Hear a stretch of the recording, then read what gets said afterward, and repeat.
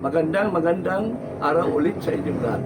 Ito ang pangalawa o part 2 ng video ko karugtong ng una na kung saan nagtapos tayo sa punto na biglang may ditangkap ang misis ko at anak ko ng sulat mula sa Santa Lucia Land Incorporated noong March 2, 2021. Namangha o nabigla kami dahil mula noong October 4, 2017 ay wala kaming anumang komunikasyon na natanggap mula sa kanila. Ibig sabihin nito, nagising sila sa mahimbing na pagkatulog ng mahigit 4 na taon at 3 buwan. Walang pagkilos para mailakad at makuha ang titulo ng lupa. Hindi binigyan ng pansin ang usapang COD o cash on delivery sa lupa o luti na nabili ng anak namin at manugang sa Santa Lucia Land Incorporated noong pang November 15, 2016. Okay. Bago ko ituloy, humihingi ako ng paumanhin sa inyo dahil kung mapapansin ninyo noong video ko, may mga salita ako na hindi malinaw na nasabi. Paumanhin po. Tumanda din kasi ang boses ko.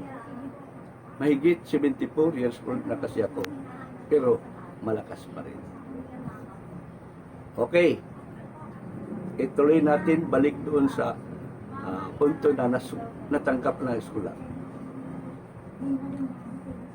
Noong natanggap namin ang sulat, kami ay natutuwa dahil makukuha na namin ang titulo o Transfer Certificate of Title.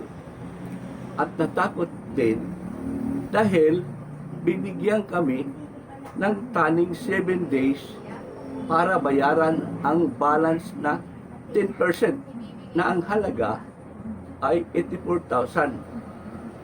Tapos pandemic pa noon. Pandinig pa. Sadyang talagang pinarusahan kami.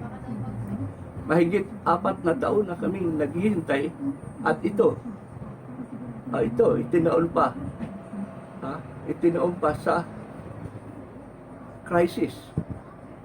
Ang lahat ng tao ay hirap sa pinansya, kabuhayan, pati ang mga negosyo ay hirap din.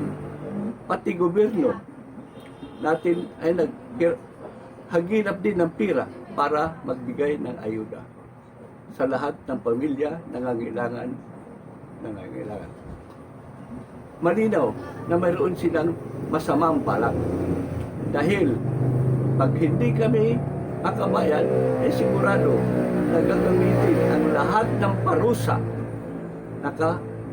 na nakapaloob sa kontrakto seal at adindo laban sa anak namin at manugang. Kaya wala kaming choice kung hindi maghanap. At nakahanap naman kami ng pira. Kaya noong March 4, 2021, kami ng misis ko ay pumunta sa opisina ng Santa Lucia Land Incorporated Office sa may Ortigas Avenue at binayaran namin ang 10% kulang o balansin na ang halaga ay 84,000 pesos. Binigyan kami ng official receipt. Pero hindi man lang pinakita sa amin ang titulo ng lupa. Maski Xerox man lang, wala. Kaya umuwi kami ng luhaan. Napakasakit ang ginawa sa amin. So, kaya ano ang masasabi ninyo? May isang salita ba ang kampanyang ito? Maka-Diyos ba? Baka sa tanong na ito, sagutin tayo na hindi naman kami tao. Ang Santa Lucia Land Incorporated, patay tayo dyan. Pero ang Santa Lucia ay tao na naging santa. Ang ibig sabihin lang, pinahiwatig sa atin ang ang napili nila ay makadiyos. Pinili na ang kumpanya na makadiyos. Pero makita naman ninyo yung ginawa nila sa amin. Ngayon, ipakita ko na sa inyo ang sinasabi ko na mga dokumento o mga ebidensya at ito ay himay-himayin natin. Okay, tara na.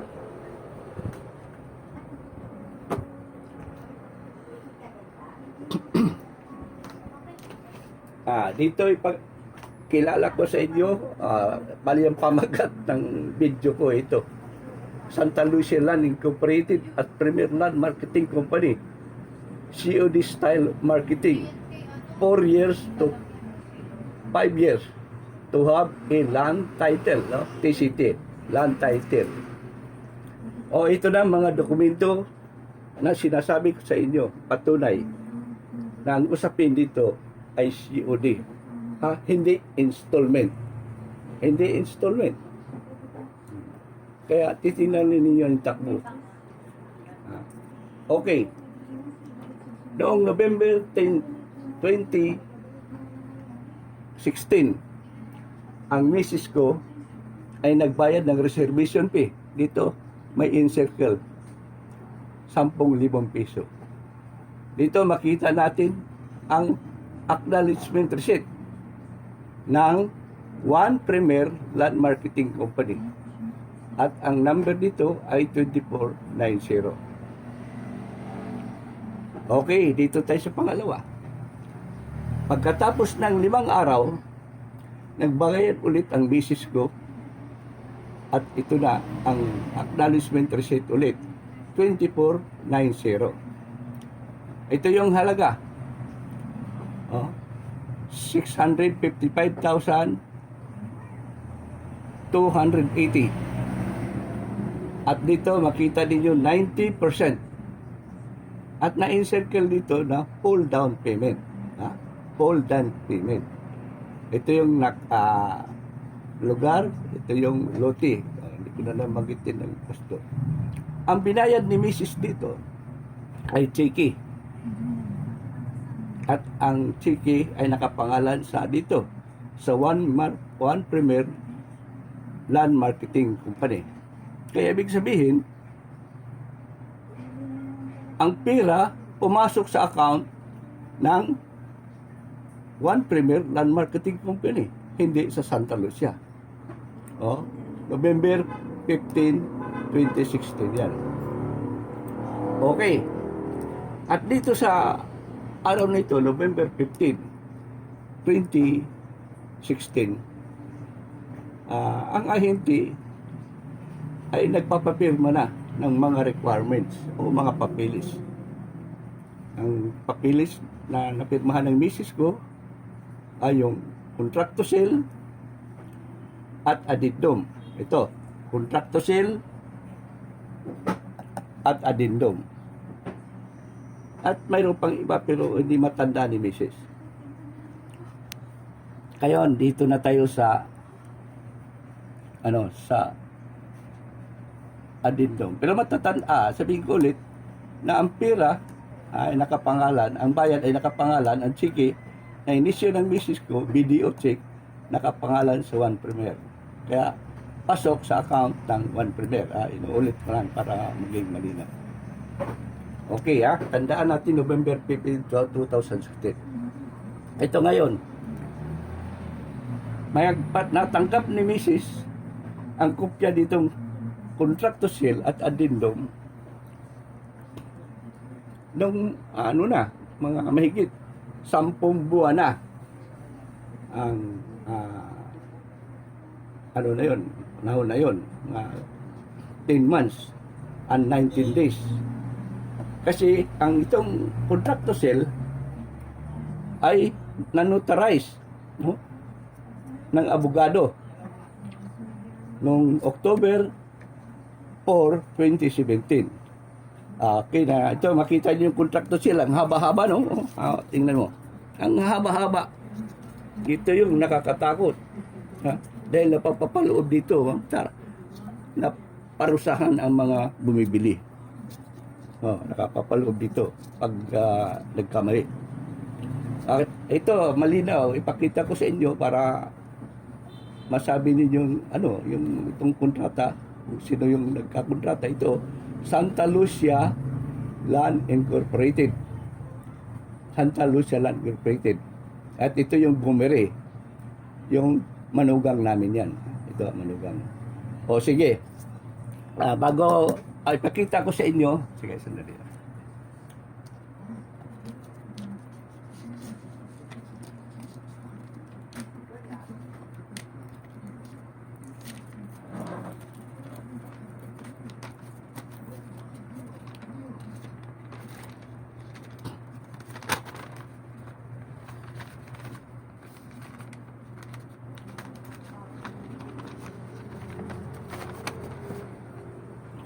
Ito.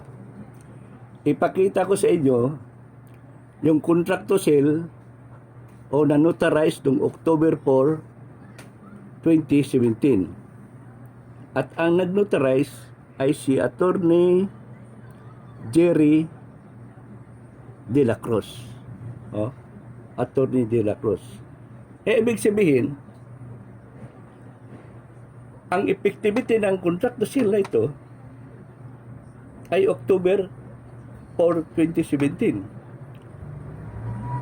Kasi yun ang talagang batas na mag-effect lang ang dokumento kung kailan napirman ito, na notarize ito ng abogado. Ganun din sa deed of absolute sale.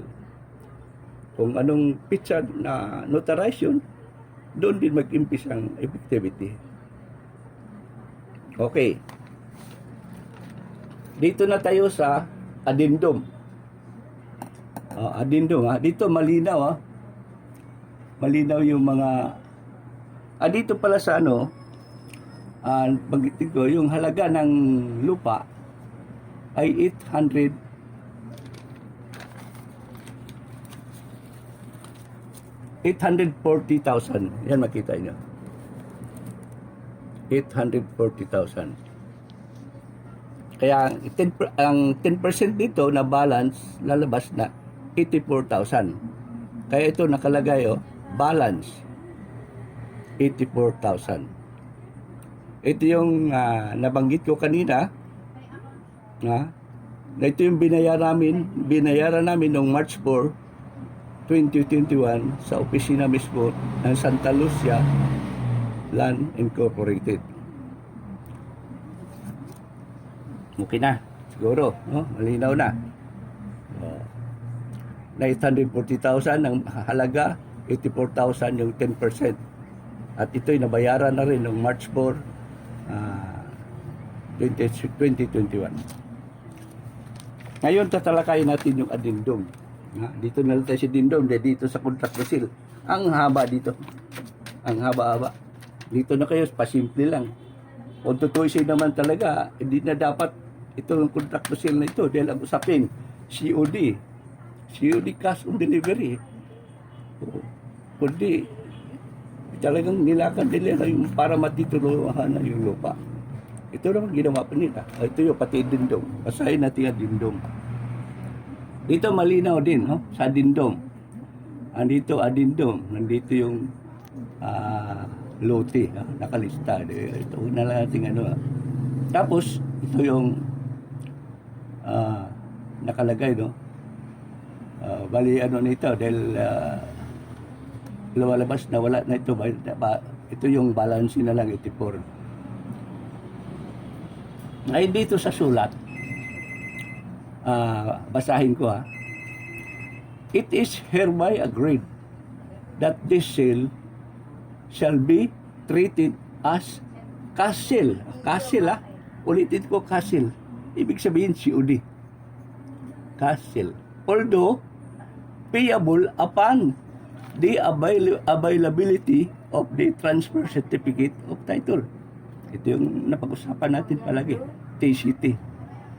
Dugtong, the purchaser, yung bumibili, is given a period of 7 days. 7 days from receipt of the readiness of the availability of the title.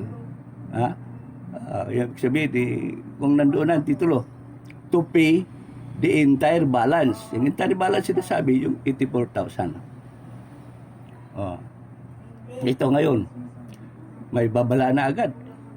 Should the purchaser fail to pay within 7 days from receipt of such notification, the purchaser shall forfeit the discount. Si Bibo? Dahil COD may discount yan. If any has been given, which discount shall be re-added to the remaining balance. Ibig sabihin, lalaki na itong balancing 84 pag hindi mo susundin. Tapos itong paragraph na sunod, matindi. Continuous failure of the purchaser to pay the balance within 30 days. Dahil, di ba, hindi na nabayaran yun nung after 7 days. From receipt of the notification with the availability of title. Ibig sabihin, doon sa available ang title, ibig sabihin, nandoon na. A penalty of 30% per annum computed after 30 days from full down payment shall commence to run based on outstanding balance, including any discount that was given. Ito, patong-patong na. Yung discount, nawawala, tapos may mga patong pa na, 30%. Diyan lang ito. Pirmado ito ng Santa Lucia. Officer in charge nito. Nakita ko lang sa inyo. Hindi ko na lang magitin. At ito naman, ang pirma ng misis ko. Yan. Kasi siyang attorney in fact. Ganun dito sa anak din namin. Okay. Dito na tayo sa sulat nila. Sulat nila na sinasabi nila may titulo na. Ito, Santa Lucia, letterhead, Santa Lucia Land Incorporated. By pizza pa ito, February 10, 2021. Ito, basahin ko yung laman, Naka-address ito sa manugang namin, yung Tiramel, Pablo. Dito, nagalit yung ang anak ko at siyempre yung mag-asawa. Kasi may binibintang pa sila dito na hindi naman totoo. Ito, basahin ko. This refers to the lot you purchase at Golden Meadows, Binyan. Particularly described as black. Ito na. Yung description. Dito sa second paragraph. We wish to inform you that you failed. Ito, you failed Kita mo. Nagbintang na naman sila. Neither to communicate. Binintang nila sa amin na hindi kami nag-communicate sa kanila na sila naman ang katibayan dito na hindi nag-communicate. With us. Not settle. Settle. Sabihin your remaining balance within 7 days from receipt of our previous mayroon pala silang pinadalang sulat. Notice informing you that the title of the lot you purchase is now ready and available. Di ba malinaw? Ibig sabihin, nandun ang titulo. Available na, hindi na pwedeng pick upin. Sinisipan nila na hindi daw doon sa nag-communicate daw sila, pero katotohanan dito nagalit yung anak ko at yung manugang. Sumagot sila doon sa may sulat sila. Yung sulat nga, pwede siyang isalaysay ko rin sa inyo kung anong laman doon. Nagalit sila sa Santa Lucia dahil wala namang komunikasyon talaga. Ito nga, kung tutusin, dito lang sila nag-start sa February 2021. May 4 na taon na. Doon lang sila nag-start sa communication. Pandemic ka? Pandemic ba? Pandemic. Crisis. Doon nila tinaon. Kasi gusto nila siguro mateknikal. Tapos makuha nila ulit yung lupa. Wala naman Oh. tumatawag eh. Sandali. Ganito. Wala naman nagre-ring Sa huling paragraph. Please be advised that the continued failure to settle your account for the seed lot will constrain us to refer this matter to our legal counsel. Dito na yung pananakot sa nila, yung legal counsel agad. Kasi alam nila, yung mga bumibili, kalimitan naman talaga dyan. Pag i-harass nila yan o gagawa sila ng ano, hindi naman makalaban dyan eh. Pag wala ng abogado, ay mahirap na. Tapos mahal. Ano gagawin? Kaya, yun, ito. Hello? Ang pumirma, Hello? ito, ang pumirma, si Maria, ito yung sa collection, created ang collection. Ito, makikita niyo, hindi ko na lang basahin. Kaya ang nangyari dito, sinulatan namin ito eh. Pero sa sunod na ng video ko, tatalakayin ko yung hakbang, yung ginawa naming hakbang. Ginawa naming hakbang, pagkatapos kami pinaiyak, sabihin hindi namin nakuha yung titulo ng lupa.